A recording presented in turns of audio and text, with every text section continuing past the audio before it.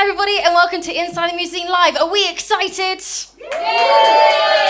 I think you can be louder than that. Are we excited? Yay! Fantastic. Well, thank you so much for joining me here in Windsor at Other Space Arts. Now, we have a full show lined up for you. However, all of these will be chopped up into separate podcasts. I'm looking at every single camera. We have got 4 different cameras recording this evening and all of the audio as well. So if you're watching at home, you can go and watch all 3 parts on YouTube right now, linked down below. And also, if you are new here, make sure you hit the subscribe button or subscribe anywhere that you're normally listening to all your podcasts. So the first act on today. So today I'm being joined by Ben McKelvey, who is a folk punk singer-songwriter, and he has a brand new album on the way. Massive round of applause for Ben, everybody. Good evening. Ben, thank you so much for joining me on Inside the Museum Live. Thank you for having me. Yeah, you're very pro. welcome. It's very pro. Yeah. It's very sophisticated. Absolutely. So we've spoken before. We have. At one of Nick's events, actually. Nick, who's in the audience just here. So we met before, and you were currently going into the studio to create an album. How's that going? Good. We're nearly done. So Fantastic. the album will be finished by the end of the month. Mm-hmm. And we'll be looking forward to putting some singles out from August is the plan. Yeah. That's so exciting. I know, right? So we'll go a bit further into your music a little bit later on in the interview, because you are going to be performing 3 songs for us a bit later on. But in terms of your music, I'm just going to start with some very open-ended questions here. How did you get into music? I formed a punk band when I was 14, which was the immediate end of my academic career, and with a couple of mates, and we started playing gigs, and we did the usual silly stuff like driving around the country, playing to no one, having no money, sleeping in the back of vans, all that fun stuff. Mm-hmm. And we did that till we were kind of, I want to say like kind of 19, 20. And then, everyone went their separate ways, and I thought I just wanted to carry on writing songs. So had a very busted up old guitar, just started writing some songs. Didn't have a clue what I was doing, but do you remember the first song you wrote? Yeah, I do actually. It was weird because I got really ill like one winter, like proper bedbound for like 2 months, and I was on quite a lot of painkillers, and so I was asleep during most of the day, mm-hmm. and awake through the night. And then once I ran out of DVDs, remember DVDs? Do you remember those? So once I ran out of DVDs to watch, basically it was just a load of Family Guy DVDs. Yes. Literally out of boredom, I was like, and trying not to wake anyone else up in the house, I was like, I might try and figure out some chords and try and play some songs. And so while everyone's asleep, instead of going, I'm going to solve this Rubik's Cube, or start painting, you think, I'm going to choose quite a loud instrument and start singing. Yeah, okay. Yeah. So what was the name of that song? It's called Walk Away. And actually, I didn't record it for quite a long time. I did a couple of EPs, but it did make my first album, and it's the last track on that first album. So. And how was it? How did you feel when you wrote that song? Because I know that you're doing it out of kind of like boredom. You're in your bed bound. So how did it feel when you kind of finished writing it? To be honest, I didn't really think much. I had no intention ever of playing live. Mm-hmm. So even though I'd gigged as a drummer in a band, I did it firstly out of boredom, and then as a bit of an escape, a bit of a kind of therapy session to myself, really. And I wrote a lot of songs, and I demoed probably like 3 albums worth of songs, and I had no intention of ever playing them live. And then, there was an open mic night at my local pub, and it was actually kind of a sad but nice story. My granddad passed away, and so we drove down to Devon to kind of say our goodbyes. And on the way home, I was like, well, if I'm going to play live one time, I'll do it tonight. So I rallied up a few mates, they came down to watch and support, and then after that I was like, well, that's what I'm going to be doing for the rest of my life now. So that was the story of it. You got the bug straight away. I did. It's very hot up here. It is very really warm. I'm hot. regretting the suit. I'm regretting the jacket. Yeah, I know. You put the jacket on because I said I was wearing a jacket. It was a whole thing. but we've committed now because of consistency, continuity. Can you edit out the sweat? I will do my best. Thanks. So you have got a long list of people that you've worked with. That's fine.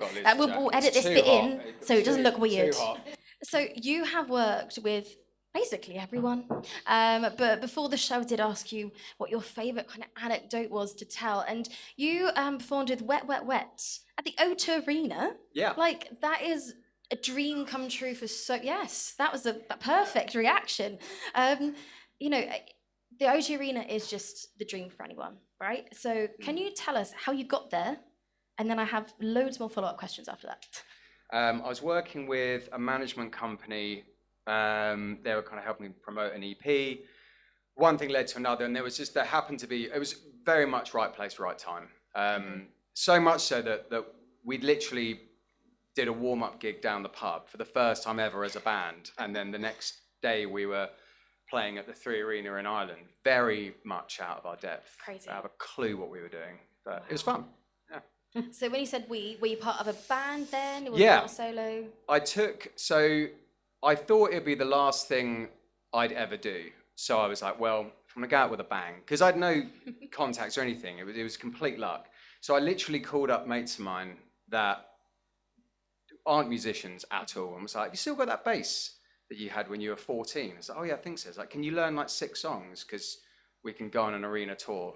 And it was madness. Like looking back, it was completely unprofessional, but we did have a very good time. And you did it.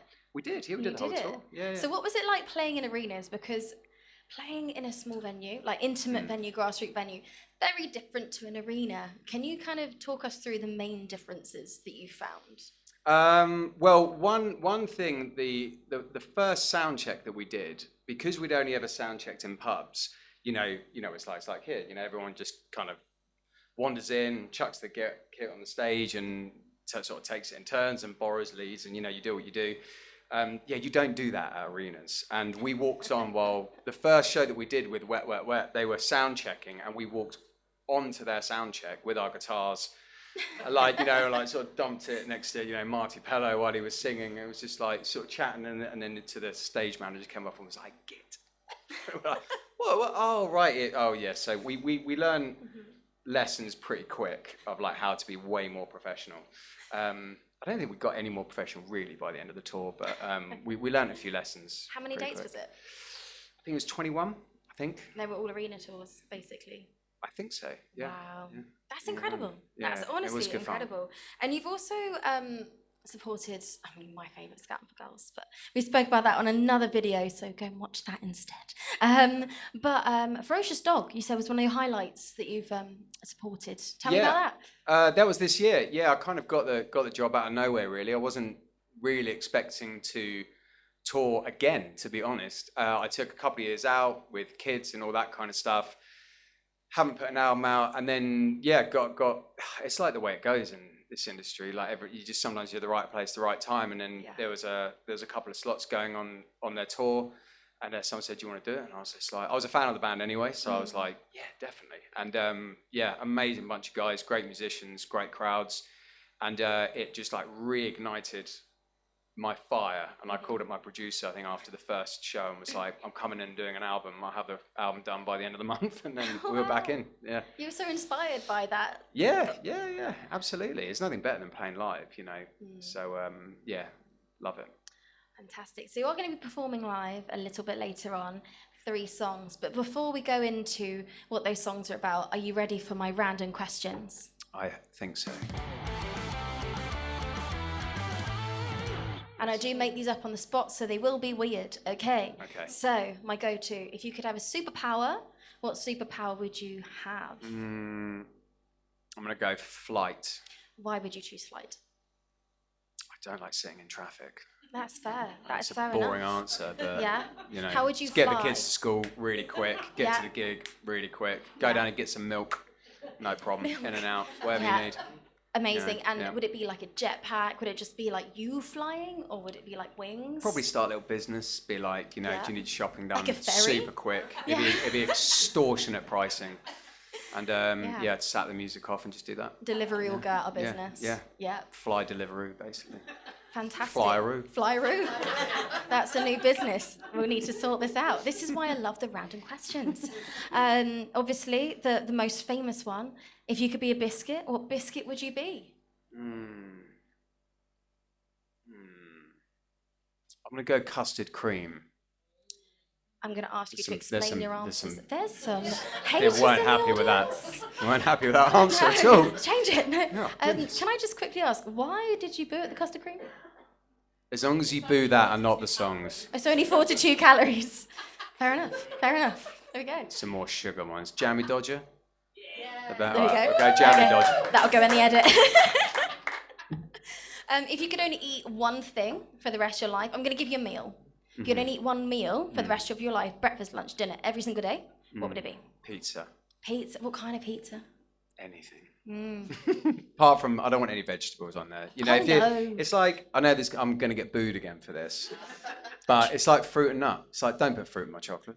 If I'm committing to being naughty, then I'm like, I don't want any kind of health in there. Don't want any vegetables in my pizza. Just, yeah. If you could only listen to one song for the rest of your life, what would it be? And it also is continuously in your head, like tinnitus. Might choose one of mine so I remember the words. Yes, that's a good one. I won't choose one of mine, actually. That would get very annoying very quickly. I don't know. Anything by Brian Fallon. Big fan of his. I'm going to go with a song called Wonderful Life by Brian Fallon. Yeah, good tune. If you haven't heard it, you should. Well, that's all my random questions, but what I'm going to do, I'm going to be rogue. Okay. Have we got any questions from the audience? Whether it's random or about Ben's music? Don't be shy. I can see every single person. Who are your biggest influences? I'll go with Johnny Cash, Paul Weller. I've got to do Brian Fallon because I just said that would be well, Brian Fallon, Paul Weller, and Johnny Cash. I go for those three. Have we got any more? We'll take two more. And I'm going to force you to do it otherwise. Don't all rush at the same time. Yes, at the back. Which favourite instrument to play? I think drums. Yeah. I'm a better drummer than anything else, but it's hard to write songs on drums. So yeah, but I mean, I love playing the guitar obviously because you can write, but it's nothing like smashing a drum kit. So I'm gonna go drums. Drums, solid answer. And one more. Which era would you have been born in? So which era would you have been born in? If you Born could in? choose?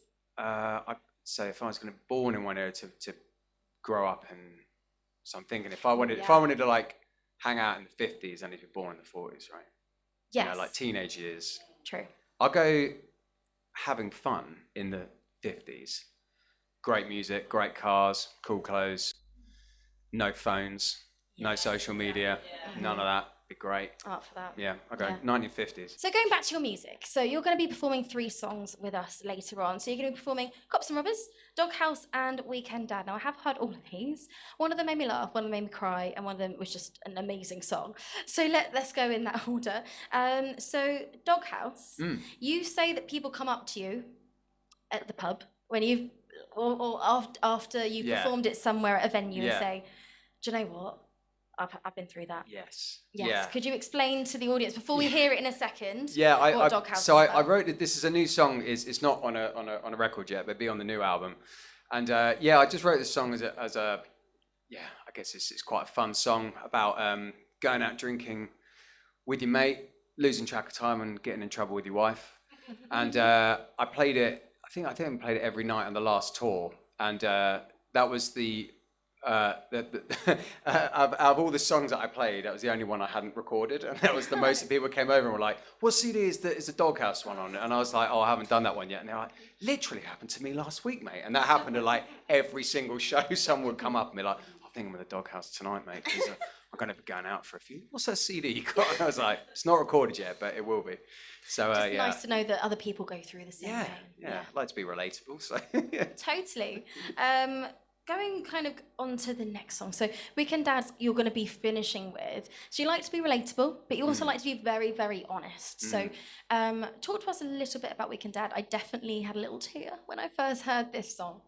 Yeah, so I mean, I try and draw on like personal experiences or stories of other people, and for legal reasons, it's all fictional.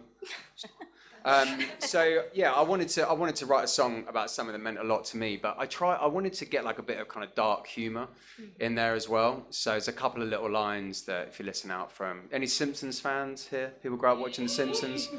So one of the lines that I wanted to get in there was about having a terrible lawyer, and I was like, well, the worst lawyer I can think of is Lionel Hutz from The Simpsons. So he's in there.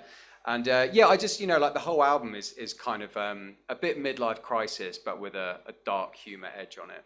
So I've really, really enjoyed writing it and wrote it all very quickly, which is usually a good sign. Usually the longer a song takes for me to finish, the worse it is. The one that I think the best ones I've written have been written in about 20 minutes. As soon as it goes over an hour, I'm like, I can't figure this out. We have quite a lot of songwriters in here. Can anyone relate to that? Lots of nods. Yes, I think I'm the same. If something takes me 20 minutes, I'm like, yes, that's it. You've got an earworm straight away. Yeah. But yeah, if you have to force it, it's not good. And then finally, Cops and Robbers. So you're going to be doing that one first. What was the backstory with that? So we recorded an album, the last album I did, called Fully Restored with Original Parts, and it was very much inspired by Springsteen's Nebraska album, so very kind of cabin feel, very kind of dark and gritty.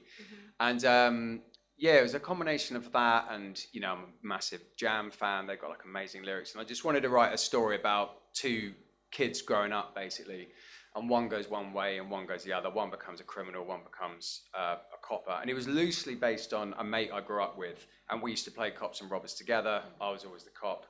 It's far from my life now, but and he was always the robber, and he kind of drifted onto the wrong side of the track. So it's kind of based on a true story, but it's wrapped up. It's fiction at the end of the day, sort of thing. But yeah, I'm proud of that song. Yeah, looking forward to playing it. Perfect. Well, thank you so much for joining me on Inside the Music Scene. Thank you. You are going to be performing next, but thank you so much for watching at home, and thank you so much to my amazing live studio audience.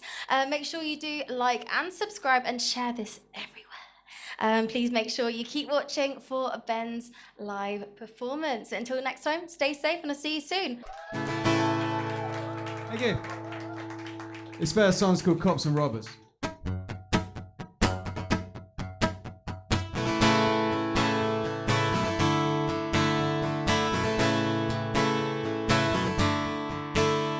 Had a friend since school, Ronnie's his name. We played cops and robbers, yeah, that was our game. His mum left him young when his dad went off course. He turned to the beer when I turned to the force. Well, Ronnie went his way and I went mine. We'll play cops and robbers till the end of time. He begged forgiveness when he got caught. I let him go, 'cause that's what friends are for. That's what friends are for, yeah.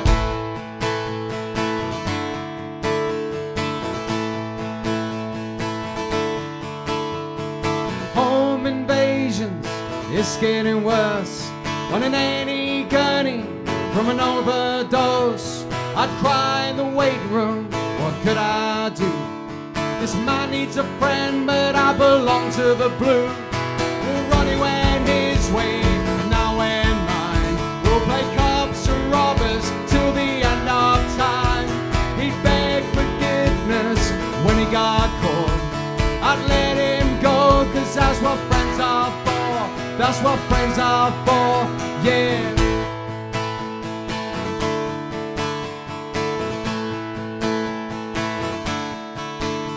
I got caught out at midnight. He was drunk and driving. Took out a car with two children in. Well, one time too many, son. Miranda, your rights. But all that he said was, are the kids alright? Ronnie went his way and I went mine. We'll play cops and robbers till the end of time. He knew it was over when he got caught. I took him in, that's what the badge is for. That's what the badge is for. Hey, hey. That's what the badge is for.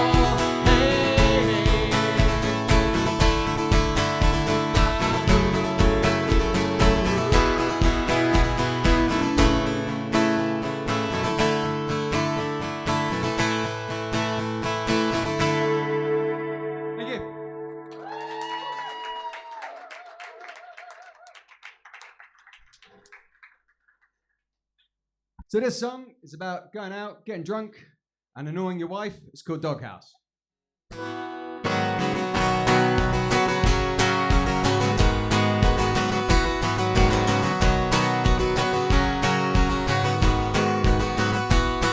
I went for a beer with a friend of mine who I haven't seen in a long, long time, and we went out drinking till tomorrow. Glory days stuck in our ways, talking shop while the jukebox played, and I guess I forgot to call home. I'm in the doghouse now. I'm in the doghouse now. It ain't the first time, it's about 79, that she had to check around and see if I was doing fine or stuck in a jail cell or dead. I said before that I'll always come home, and the late night mischief is in my bones. Please make up my bed on the floor. I'm in the doghouse now. I'm in the doghouse now. Well, there's no more taxis, we'll have to walk, and oh my God, I got 100 missed calls. Have I taken things too far? Now it's raining and you're breaking up on the phone. We're not breaking up, but will you promise that I'll make it up if you stay up and just talk to me tonight? Talk to me tonight. I'm sorry I forgot my keys, and I know you got work in the morning, baby, but sometimes that trouble is just worth it. She said, get inside, you silly old fool. I knew what you were like when I married you. Just remember that lilies are my favorite. I'm at the doghouse now. I'm at the doghouse now. I'm at the doghouse now. I'm at the doghouse now.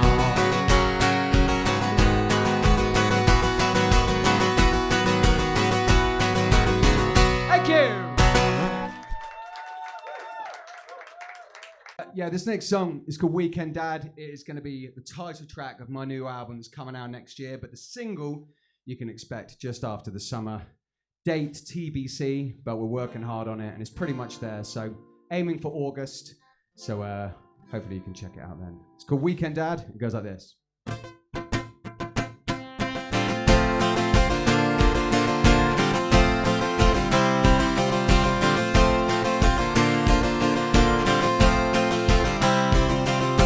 heading to the courthouse in my best cheap suit, preparing for a fight that I know I'm gonna lose. Cause I got Lionel Hudson, she's seeing dollar signs. The less she gives, the more she gets. Am I reading that right? Cheer on, man, it ain't so bad. 20%, you should be so glad. Belittle me down to a weekend dad.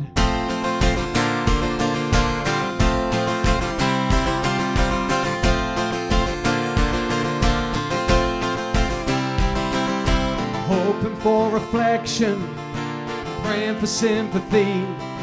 I'm a one-armed man fighting back in a system out for me. You see them as investments, and the judge has drawn the line. I guess my back hurts your knife, so I don't get more time. Cheer up, man, it ain't so bad. 20%, you should be so glad. Belittle me down to a weekend dad.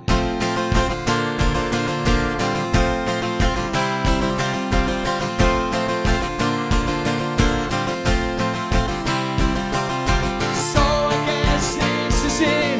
Now your maintenance hits. Don't you think it's wrong getting paid for my songs?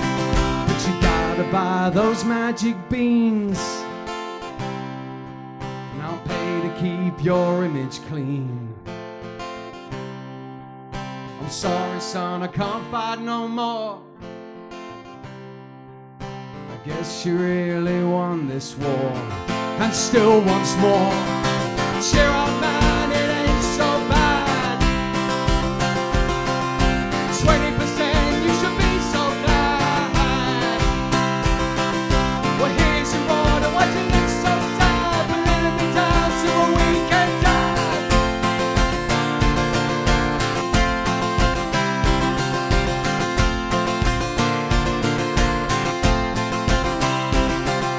We're letting me down, we're letting me down.